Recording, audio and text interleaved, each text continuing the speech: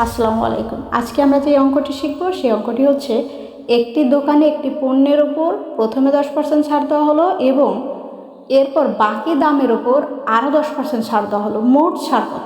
অনেকের উত্তর দেবেন যে মোট ছাড় 20%, কিন্তু না, আসলে ছাড় হচ্ছে 19%। এখন কীভাবে 19% এটি আমরা দেখব, চলুন।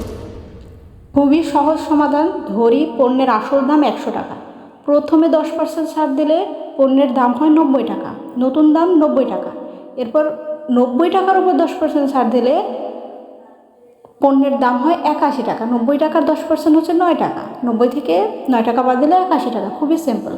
তাহলে এখন প্রথমে 10%-এর 10 টাকা এবং পরবর্তীতে 10%-এর 9 টাকা ছাড় হয়েছে, টোটাল 19 টাকা ছাড় হয়েছে। সো আজকে যেটা শিখলাম, একই হারে পরপর দুইটি ছাড় দিলে মোট ছাড় কখনোই দুইটি ছাড়ের যোগফল। এরকমই আরও নতুন নতুন টিপস পেতে আমাদের সাথেই থাকুন। ধন্যবাদ সবাইকে। আমাদের চ্যানেলটিকে অবশ্যই সাবস্ক্রাইব এবং ফলো করবেন। ধন্যবাদ সবাই।